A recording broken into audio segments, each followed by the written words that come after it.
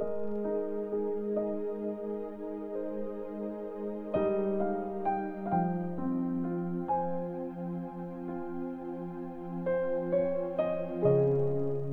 chapter 19.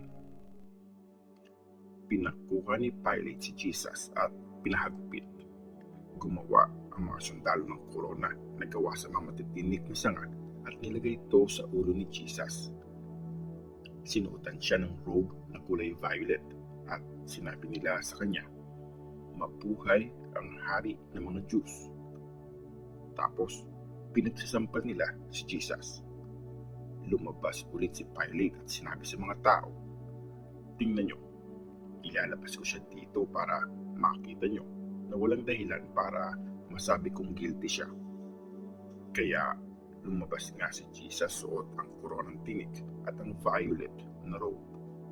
Sinabi ni Pilate sa kanila, "Tingnan nyo ang taong ito." Nang makita siya ng mga chief priests at mga temple guards, sumigaw sila, "Ipako siya sa krus! Ipako siya sa krus! Sige, kunin niyo siya at kayo ang magpako sa kanya." Sabi ni Pilate sa kanila, "Talagang wala akong makitang kasalanan sa kanya." Sumagot ang mga tao, "Sa batas namin, dapat siyang mamatay kasi sinasabi niyang siya ang anak ng Diyos." Mas lalong natakot si Pilate nang marinig niya to. Bumalik siya sa loob ng palasyo at tinanong si Jesus, "Saan ka ba galing?" Pero di siya sinagot ni Jesus. Kaya sinabi ni Pilate sa kanya, "Hindi mo ba ako kakausapin? Tandaan mo, may kapangyarihan akong palayain ka o ipapako ka sa krus." Sinagot siya ni Jesus, "Wala kang kapangyarihan sa akin except kung binigay yun ng Diyos sa iyo. Yung taong nagdala sa akin dito sa harap mo, mas mabigat ang kasalanan niya." Nang marinig ito ni Pilate, humanap siya ng paraan para palayain si Jesus. Pero sumigaw ulit ang mga tao, "Kung papalayain mo siya, ibig sabihin kalaban ka ng emperor. Ang nagsasabing hari siya ay nagre-rebelde sa emperor." Nang marinig yon ni Pilate, dinala niya sa labas si Jesus at umupo siya sa upuan ng judge. Tinatawag ang lugar na yon na Stone Pavement, sa Hebrew, Gabbatha. Magtatanghali na nun at bisperas ng Passover. Sinabi ni Pilate sa mga tao, "Ito ang hari niyo." At sumigaw sila, "Patayin siya! Patayin siya! Ipako siya sa krus!"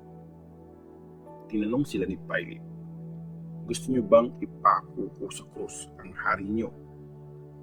At sinagot siya ng mga chief priests, "Ang emperor lang ang hari namin."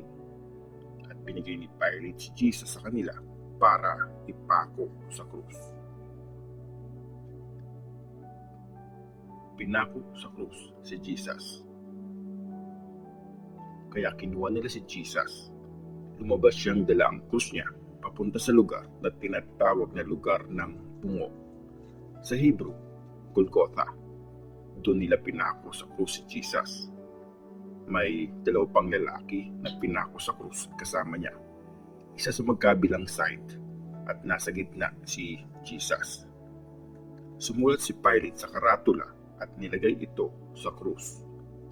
Sinulat niya, "Si Jesus na taga Nazareth, ang hari ng mga Jews." Maraming nakabasa nito kasi malapit lang sa city ang lugar kung saan pinako si Jesus. Nakasulat ito sa Hebrew, Latin at Greek.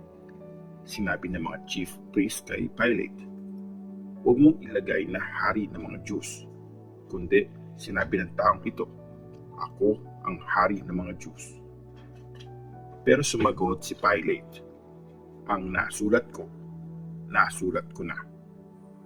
Pagkapako ng mga sundalo kay Jesus sa krus, kinuha nila ang mga damit niya at hinati sa apat, isa kada sundalo. Kinuha din nila ang robe na gawa sa isang tela na hinabi ng buo mula taas hanggang baba. Sinabi ng mga sundalo sa isa't isa, "Huwag natin tong punitin. Magpustahan na lang tayo. Kung sinong manalo, kanya ang buo." Nangyari ito para magkatotoo ang sinabi sa Scripture. Pinaghati-hatian nila ang mga damit ko at nagpustahan sila para sa robe ko. At ito nga ang ginawa ng mga sundalo. Nakatayo malapit sa krus ang nanay ni Jesus, ang kapatid na babae ng nanay niya, si Mary na asawa ni Clopas, at si Mary Magdalene. Nakita ni Jesus na nakatayo ang nanay niya katabi ang mahal niyang disciple. Kaya sinabi niya sa nanay niya, "Nanay, ayan po ang anak niyo." At sinabi niya sa disciple, "Siya ang nanay mo." Simula noon, tinuring na siya ng disciple na member ng family niya. Ang pagkamatay ni Jesus. Alam na ni Jesus na tapos na ang lahat, at para magkatotoong nakasulat sa Scripture, sinabi niya, "Nauuhaw ako." May bowl doon na puno ng mumurahing alak. Sinawsaw nila ang isang sponge sa alak at nilagay sa isang sanga ng hisop para iabot sa labi niya. Pagtanggap ni Jesus ng alak, sinabi niya, "Tapos na." Saka siya yumuko at namatay. Tinusok sa tagiliran si Jesus. Sabat na kinabukasan. At mahalaga ang Sabat na yun kasi nasabay yun sa Passover. Ayaw ng mga Jewish authorities na nasa krus pa ang mga katawan sa araw ng Sabat. Kaya ni-request nila kay Pilate na baliin na ang mga binti ng mga nakapako para maibaba na sila sa krus. Kaya binali ng mga sundalo ang mga binti ng mga kasama ni Jesus na nakapako. Pero pagdating nila kay Jesus, nakita nilang patay na siya. Kaya di na nila binali ang mga binti niya. Sinaksak ng isang sundalo sa tagiliran si Jesus gamit ang sibat at lumabas agad ang dugo at tubig. Kinuwento ito ng nakakita sa mga nangyari para maniwala din kayo. Totoo ang mga sinabi niya at alam niya nagsasabi siya ng totoo. Nangyari ito para matupad ang nakasulat sa Scripture. Wala ni isa sa mga buto niya ang mababali. At may isa pang nakasulat sa Scripture na titingnan siya ng mga tao, siya na sinaksak nila ng sipa.